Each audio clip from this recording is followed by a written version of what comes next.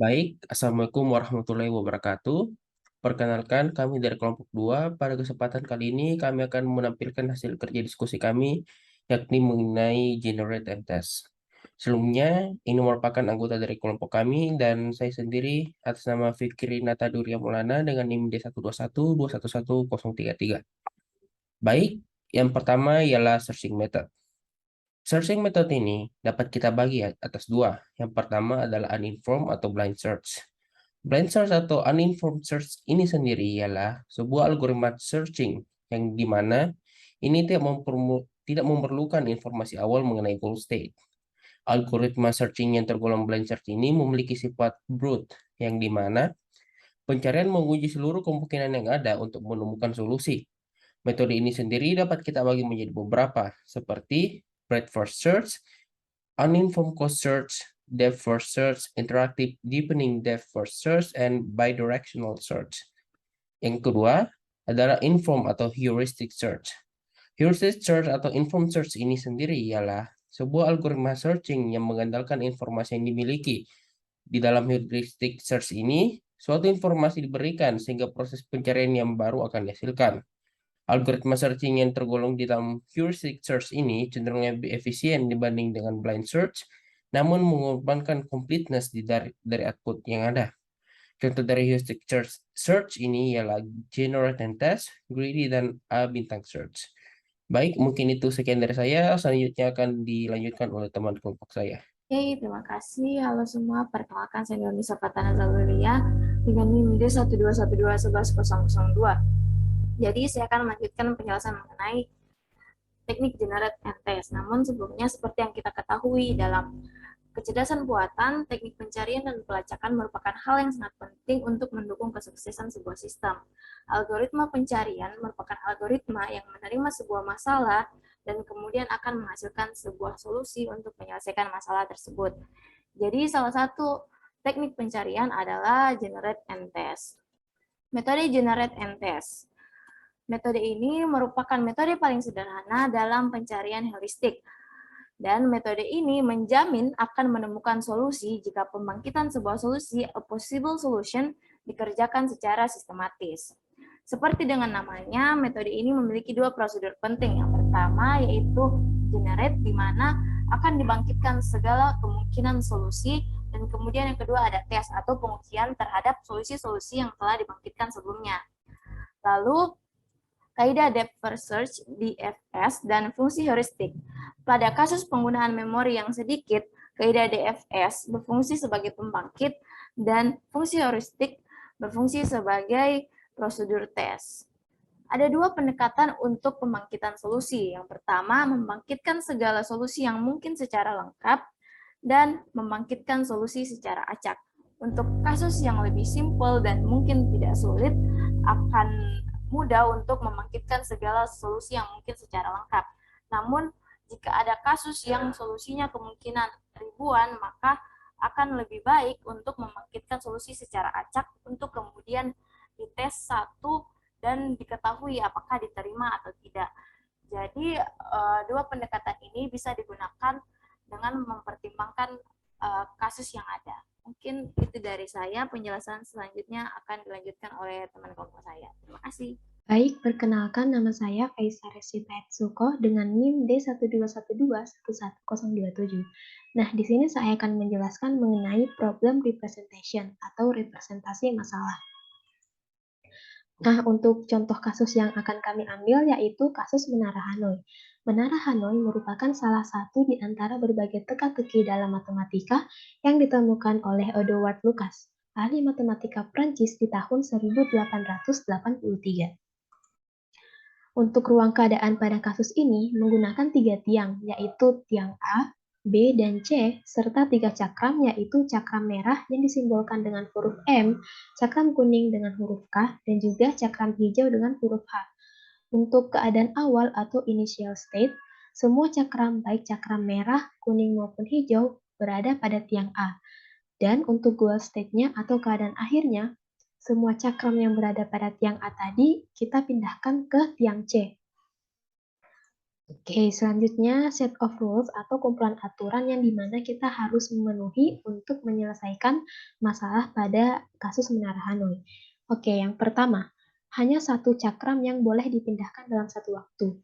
Yang kedua, setiap perpindahan berupa pengambilan cakram teratas dari satu tiang dan memasukkannya ke tiang lain di atas cakram lain yang mungkin sudah ada tiang tersebut.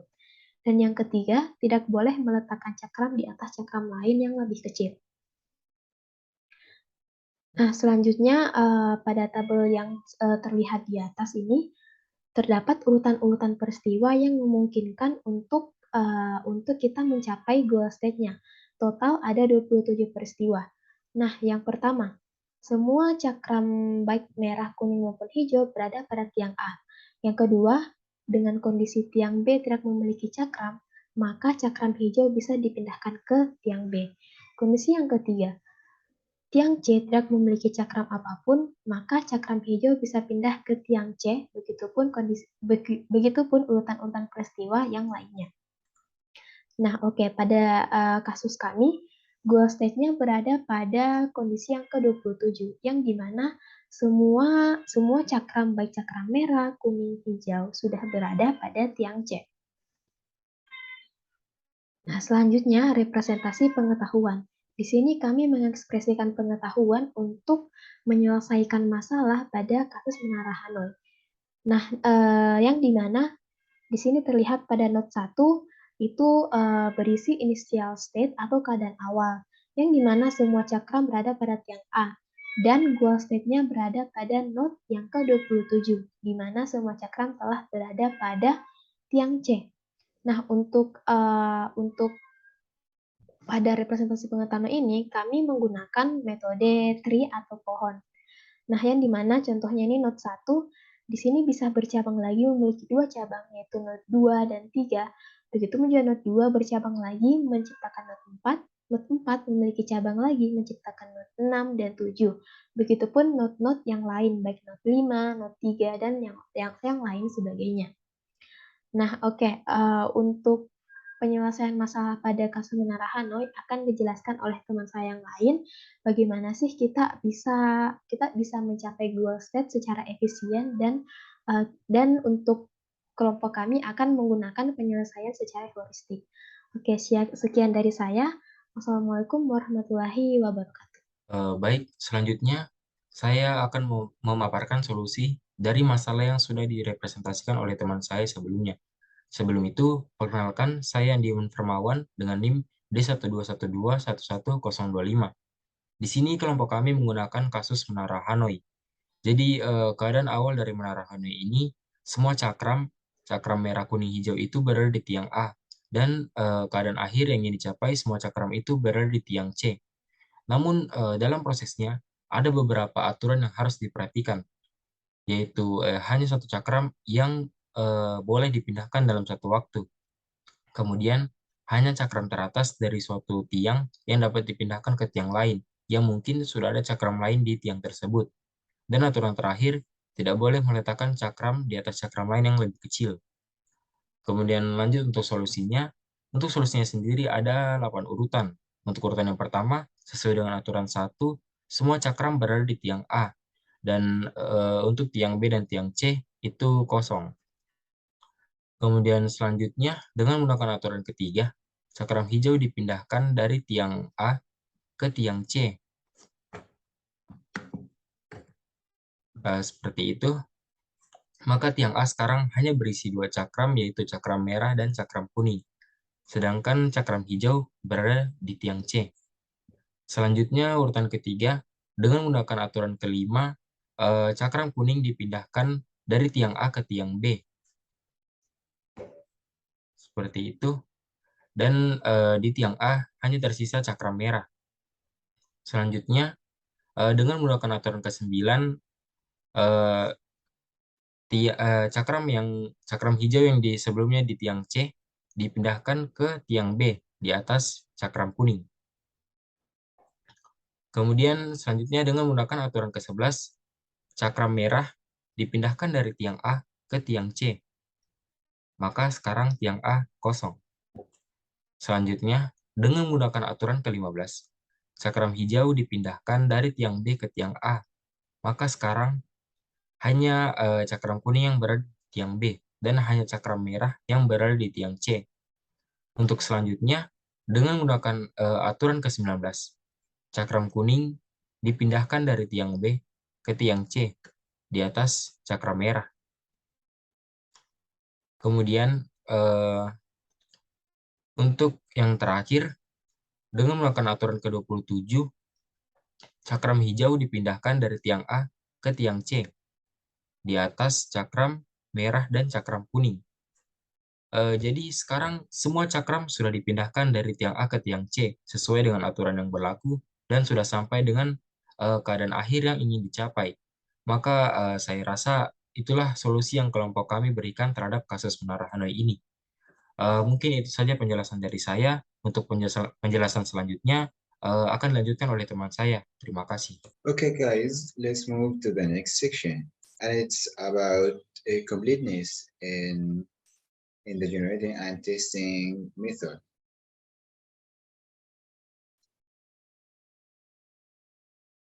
It's typically unclear when to cause testing computer program and at the same time have some levels of confidence that the program is going to be work in the right way or work as it's what means to be. Okay, this choice is made frequency on the fly, much like the test causes that are choosing.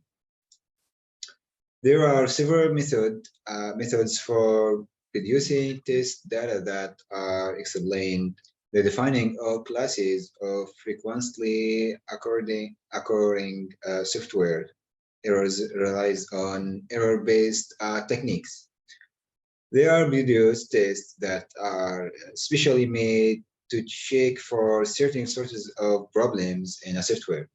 Weak mutation testing is an error-based techniques that is discussed. By using this method, program statements that include certain types of faults are chosen to behave wrong when the program is running across those tests. So we have like a list of statements conclude a lot of errors that we prepared before, and after that the program will run. After that, if the program doesn't go with this list, it's gonna behave wrong. So the method is assigned systematically, and a tool way to be created assistant the user to use it, and it may be expanded to encompass more types of error, making it extendable. It's completely with different software testing techniques is addressed. Included are the same examples. Nama saya Andi Analta Sugianto, dengan NIM 12-12-11-023 akan menjelaskan mengenai optimality. Optimalitas dari generator and test search bergantung pada generatornya. Generator yang baik memiliki 3 kualitas, yaitu completeness, di mana generator dapat menghasilkan seluruh solusi-solusi yang mungkin. Yang kedua, not redundant, di mana generator tidak menghasilkan solusi yang sama lebih dari satu kali. Dan yang ketiga, inform, di mana generator memiliki informasi mengenai path cost-nya. Secara umum, keluaran yang dihasilkan dari generator and test search adalah yang paling optimal, karena pada prosesnya keluaran akan diuji dan dibandingkan dengan kemungkinan-kemungkinan lain yang digenerate pada prosesnya dan dipilih yang terbaik. Namun dari segi time dan space complexity-nya, generator and test search terbilang lebih boros daripada algoritma lainnya. Perkenalkan, nama saya Andrian Kalvarelambi dengan NIM D1212111016. Kali ini saya akan menjelaskan mengenai time complexity dari sebuah metode generate and test. Jadi notasi Big O sangat berkaitan erat dalam menghitung time complexity. Oleh karena itu, untuk menyelesaikan kasus menggunakan metode generate and test ini, kita perlu menghitung terlebih dahulu notasi Big O-nya. Untuk apa? Untuk diperoleh nantinya waktu yang paling efisien untuk menyelesaikan kasus tersebut. Nah, generate and testing method ini menggunakan algoritma perulangan atau looping. Step awal yang dapat kita lakukan adalah kita akan menentukan jalan mana yang dapat mengantarkan kita kepada solusi. Step ini dinamakan generate. Setelah itu kita akan menguji tiap-tiap state apakah state tersebut sudah bisa membawa kita kepada solusi atau belum. Proses ini dinamakan proses testing. Jika belum bisa mencapai solusi, maka akan dilakukan suatu perulangan atau looping.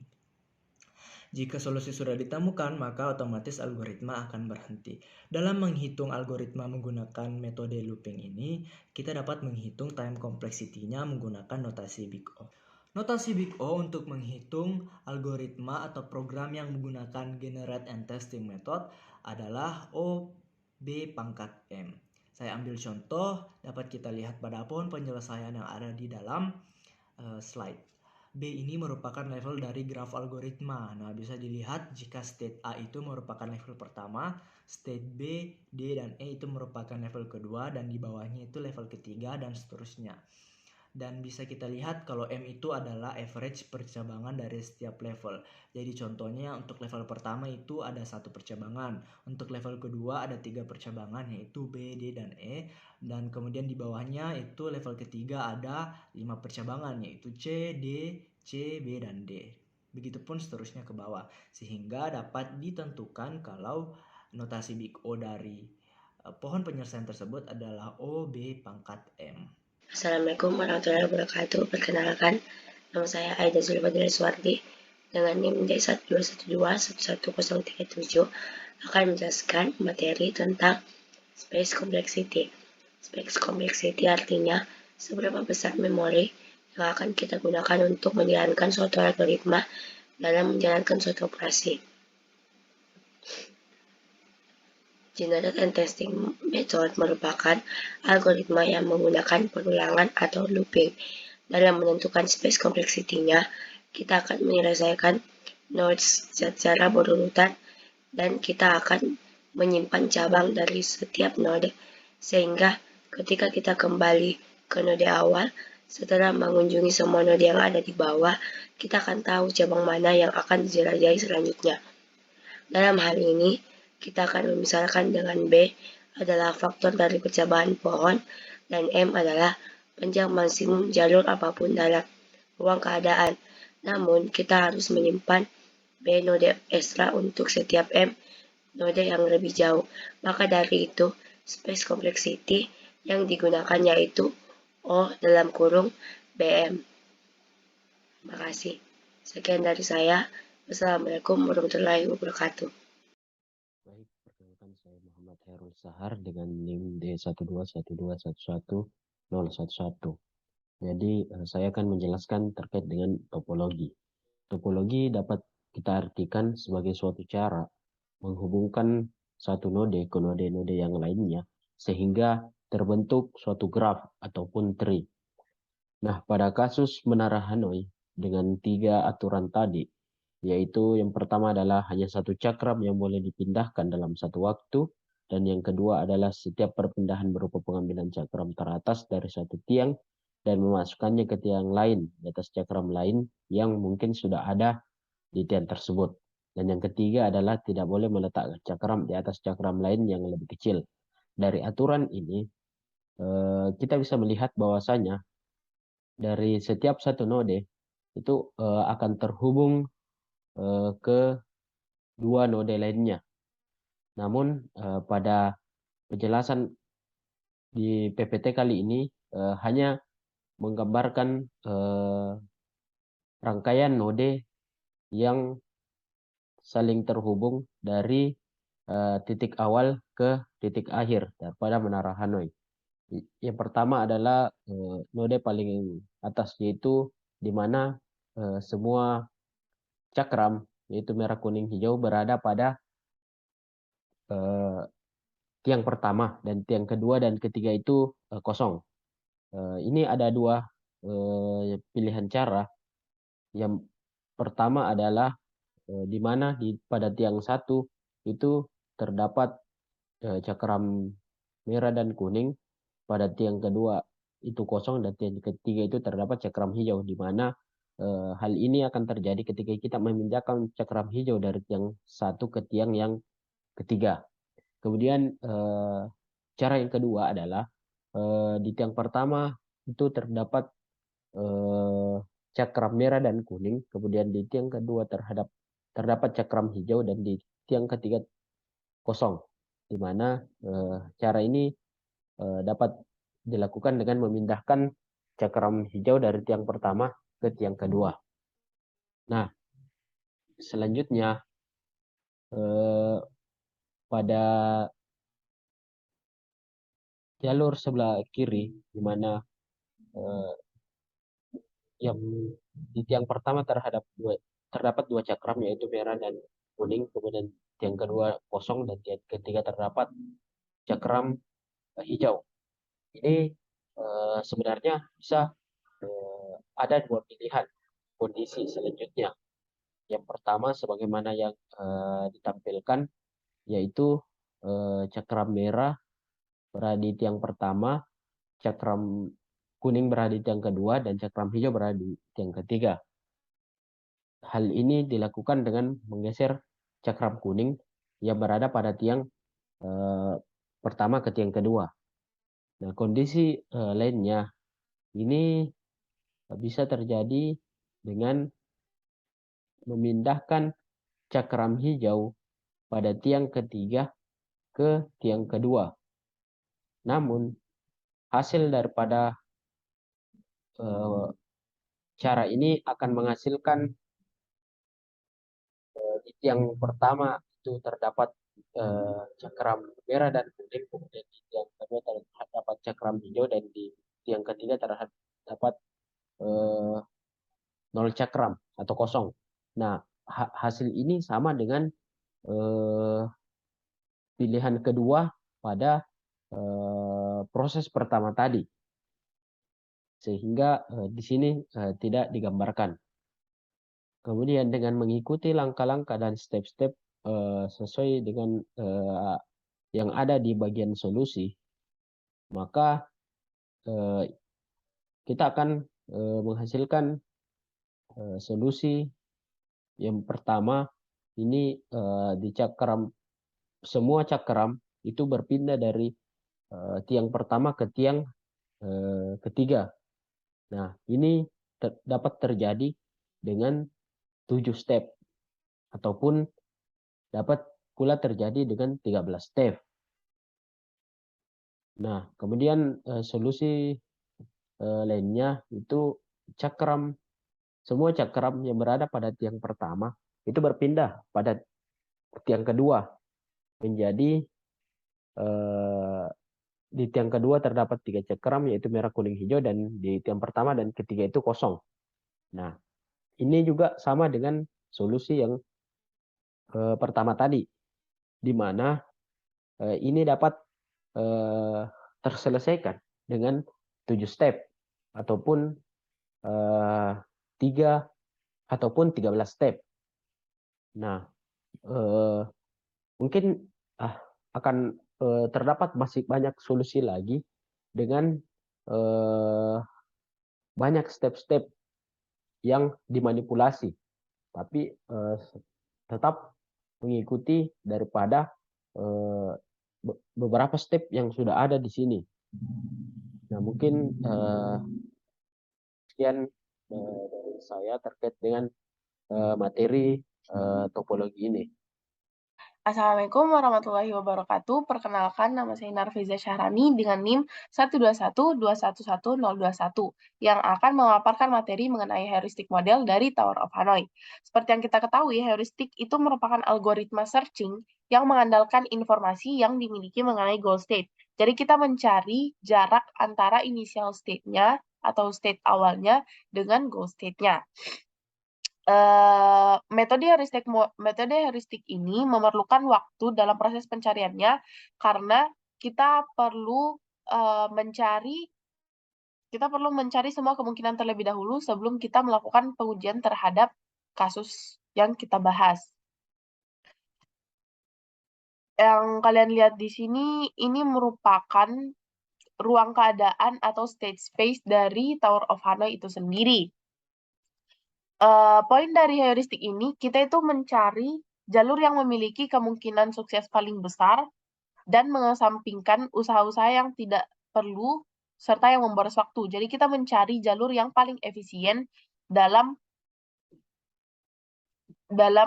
menentukan jalur dari initial state ke goal state. Nah, yang kalian lihat ini merupakan nilai-nilai heuristik tiap state yang didapat dari perhitungan jarak dari initial state ke goal state. Contohnya ini yang contohnya itu misalnya jarak dari goal state ke state 4 dari 4 di sampingnya. Itu jaraknya itu dihitung dari goal state jadi 1, terus lanjut ke 2, 3, dan 4, dan kayak yang lainnya juga kayak gitu. Nah, terus kita cari jalur manakah yang merupakan jalur paling efisien dalam menentukan jalur initial state ke goal state. Dapat kita lihat jalur yang efisien itu yang bentuk gini. Jadi jalurnya itu langsung dari initial state-nya langsung turun ke goal state-nya dari state 8, 7, 6, 5, 4, 3, 2, 1. Jadi heuristic model dari Tower of Hanoi itu merupakan yang seperti ini. Sekian dari saya. Assalamualaikum warahmatullahi wabarakatuh. Nama saya Jafir Alvaro Mentana Putra Johari dengan NIM D121211006 akan menjelaskan tentang algoritma Generate and Test Search. Algoritma Generate and Test Search dapat dibagi menjadi 3 bagian, yaitu membangkitkan sebuah solusi yang mungkin, kemudian menguji tiap-tiap node yang merupakan solusi dengan cara membandingkan node tersebut dengan node akhir dari suatu lintasan yang dipilih, dan yang ketiga, jika solusi telah ditemukan, maka sistem akan keluar. Dan jika belum ditemukan, maka sistem akan kembali pada langkah yang pertama. Ketiga langkah tersebut dapat kita konsepkan melalui flowchart. Seperti yang ada pada bagian kanan, kita akan mulai pada bagian start, yang kemudian akan menghasilkan sebuah solusi yang mungkin. Di mana di sini akan terjadi perpindahan state, di mana state tersebut akan diuji, apakah itu merupakan state akhir ataukah bukan. Jika itu merupakan state akhir, maka sistem akan berhenti. Sedangkan jika tidak, sistem akan terus menghasilkan state baru hingga state akhir tercapai. Untuk memperjelas tentang algoritma generate and test tersebut, saya akan mencoba menjelaskan dalam sebuah konsep yang sederhana. Kita akan anggapkan ini sebuah permasalahan, di mana titik hijau adalah sebuah solusi atau goal state yang harus kita capai. Sedangkan titik merah adalah sebuah initial state atau state awal di mana kita harus mulai. Kita akan mulai dari state awal. Dari state awal ini kita dapat menghasilkan lintasan-lintasan yang mungkin untuk mencapai goal state tersebut. Sebagai contoh, kita akan melihat 3 lintasan, yaitu lintasan A, lintasan B, dan lintasan C. Untuk mempermudah, kita akan menggunakan lintasan B. Ini merupakan lintasan yang terbentuk dari lintasan B dari awal hingga akhir. Di sini akan terjadi perpindahan state, di mana dari state awal kita akan berpindah kepada state yang selanjutnya, yang kemudian state tersebut akan diuji, apakah itu merupakan state akhir ataukah bukan. Dan seperti yang kita ketahui, state ini tidak merupakan state akhir, sehingga sistem akan kembali menghasilkan state baru, yaitu state selanjutnya. Dan sistem ini akan terus berulang hingga state akhir, yaitu di titik hijau, akan tercapai. Baik, di sini saya akan melanjutkan penjelasan mengenai case study. Yang mana case study ini saya dapat dari sebuah jurnal yang mengenai pengimplementasian algoritma generate test untuk pencarian lintasan terpendek. Dalam case study ini kita akan mengintegrasikan dalam 4. Yang pertama itu kita mengintegrasikan bagaimana problemnya, apa masalahnya, dan kedua kita mulai mencari solusi, yang mana solusi ini kita harus cari sebanyak mungkin, dan kemudian kita akan menggenerate atau menguji tiap-tiap solusi, dan selanjutnya akan kita mendapatkan sebuah solusi. Selanjutnya adapun problem pada kali ini itu bus Trans Jogja resmi beroperasi pada akhir 2007 dengan jam operasi antara pukul 5.30 sampai 21.30 dan berhenti di halte khusus yang telah disediakan. Sekarang ini total jumlah halte yang ada dan tersebar di daerah Jogja itu adalah 188 halte ditambah dengan 4 terminal yang menjadi tempat singgah dan transisi bus Trans Jogja, sehingga total seluruhnya adalah 112 tempat yang dilalui oleh bus Trans Jogja. Trans Jogja ini memiliki 8 trayek, yaitu 1A, 1B, 2A, 2B, 3A, 3B, 4A, dan 4B. Adapun kasus yang kita ingin dapatkan itu bagaimana pencarian atau titik tempuh dari sebuah bus Transjakarta ke titik C ataupun mendapatkan lintasan terpendeknya. Dan juga ada pun ketentuan-ketentuannya itu ada beberapa kan tadi itu ada beberapa track yang dimana track ini yang kita pakai itu hanya 1A, 2A, 1B, 2B, 3A. Yang dimana 1A ini melewati halte A dan C, 2A melewati halte A, E, D, dan C, 1B melewati halte B dan D, 2B melewati halte A dan B, 3A melewati halte B, C, dan E. Adapun setiap track itu memiliki jeda yang mana 1A itu memiliki jeda 5 menit, 1B 5 menit, 2A 7 menit, 2B 10 menit, dan 3A 7 menit. Dan kita lihat ini adalah daftar waktu yang dibutuhkan yang dimana sekitar A ke B itu sekitar 8 menit, AD 5 menit, AE 5 menit, dan BC 7 menit, BD 7 menit, DC 8 menit, EB 3 menit, ED 5 menit. Hal ini dapat kita lihat dari gambar di sebelah. Adapun solusi yang kita dapatkan yaitu bagaimana kita menggambarkan sebuah graph atau menjabarkan beberapa kemungkinan yang ada kita dapatkan. Kan kita itu ingin mencari lintasan terpendek. Di sini kita dapat melihat dari gambar yang ada yaitu dari A, kita dari halte A kita ke B dan ke C, kita juga bisa dari A ke B ke D dan ke C, kita bisa juga ADC, kita juga bisa ke AE baru ke D baru ke C, kita juga bisa ke AE ke B dan ke C, atau kita juga bisa ke AE, B, D, dan ke C. Nah, dari beberapa kemungkinan ini kita dapat mendapatkan sebuah solusi untuk lintasan terpendek dari beberapa solusi ini. Nah, pertama kita akan membuat sebuah tabel yang dimana tabel ini kita memperhitungkan bagaimana jarak dan waktu dalam setiap jalur yang telah dilewati. Nah, yang dimana yang pertama untuk rute pertama yaitu ABC.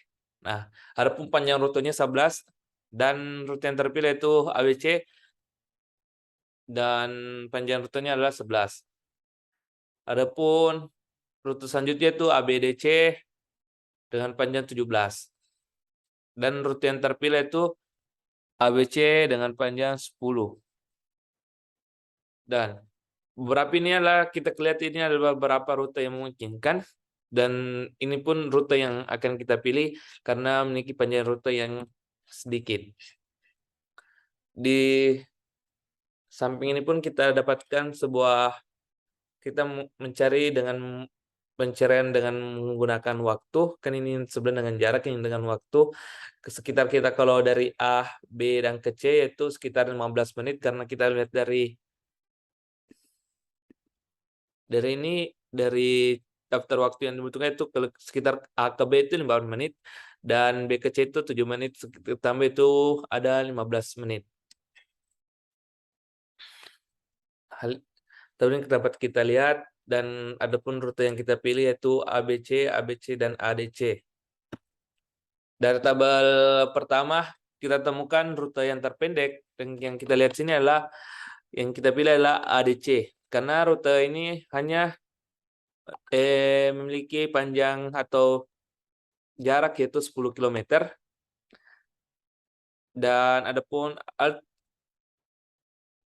rute alternatif dari ini yaitu dengan panjang 11 km atau dengan jarak 11 km yaitu rute ABC. Dan dalam tabel kedua pun kita mendapatkan kita dapat simpulkan bahwa sebuah rute yang dapat kita pilih dengan melihat waktu yang cukup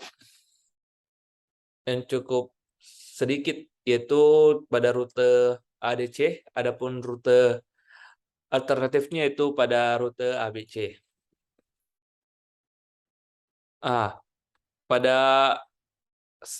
Setelah kita melakukan perhitungan jarak dan waktu, maka selanjutnya kita akan menentukan track bus yang digunakan pada fase masing-masing rute. Nah, selanjutnya kita akan melihat tabel ketiga itu menunjukkan penentuan trayek pada masing-masing rute. Misalnya penentuan trayek itu misalnya ADC dengan trayek yang lewat itu 1A, yang mana perhitungan jeda 0 dan total waktu itu 13 dan total pindah 10 dan total jaraknya itu 10. ABC trayek yang lewat itu 2B 3A, yang mana perhitungan jedanya itu atau 17 menit dengan total waktu 32 dengan total pindah 1 kali. Dan AEBC di mana trayek itu ada beberapa 2A, 3A, 1B, 1A dengan perhitungan jeda itu sekitaran 20, yaitu ada 24 menit dan total waktu yang dimana total waktu semuanya itu 39 menit dengan total pindah itu 3. Pada selanjutnya, setelah kita membentuk sebuah tabel, maka kita akan menggenerasikan atau kita akan melakukan sebuah pengujian yang dimana pengujian itu kita harus melihat bagaimana kita melihat dari 3 hal, yaitu kebersihan sistem, waktu proses, dan keefektifan hasil trayek. Nah, keberhasilan sistem ini dapat kita tentukan bagaimana kita menentukan rute terpendek dengan beberapa pengujian yang dilakukan terhadap 50 kasus yang berbeda dengan waktu proses menjadi 2, yaitu waktu proses dengan parameter jarak dan waktu proses dengan parameter waktu. Adapun berikut hasil pengujian yang dilakukan pada masing-masing analis, yaitu pertama, berdasarkan pengujian terhadap 50 kasus, sistem mampu menemukan rute terpendek, alternatif rute, dan saran trayek. Berdasarkan pengujian terhadap 50 kasus, waktu rata-rata yang diperlukan sistem menemukan rute terpendek dengan parameter jarak adalah 14,88 detik, dan berdasarkan pengujian terhadap 50 kasus, waktu rata-rata yang diperlukan sistem untuk menemukan rute terpendek dengan parameter waktu yaitu 14,86 detik. Dan pengujian keefektivasi trayek ini dengan parameter jarak 25 kasus diketahui 3 kasus tidak sesuai dengan kenyataan. Pengujian keefektivasi trayek dengan parameter waktu menunjukkan keberhasilan pada 25 kasus. Maka dari 50 kasus ini ada 1/2 kasus yang berhasil untuk menentukan keefektifan hasil trayek ini. Nah, adapun maka hal ini dapat kita simpulkan dari beberapa tabel-tabel dan dari beberapa analisa-analisa sistem itu, maka dari tabel itu kita dapat tentukan bahwa ada satu rute terpendek, yaitu dengan jarak tempuh 10 km dengan parameter jarak. Adapun untuk parameter waktu yaitu pada rute ADC juga dengan total tempuh 13 menit tanpa adanya perpindahan trayek. Hanya satu trayek yang digunakan. Mungkin cukup sekian dari studi case dari saya. Sekian saya sampaikan. Wabillahi taufiq wal ikhlas. Wassalamualaikum warahmatullahi wabarakatuh.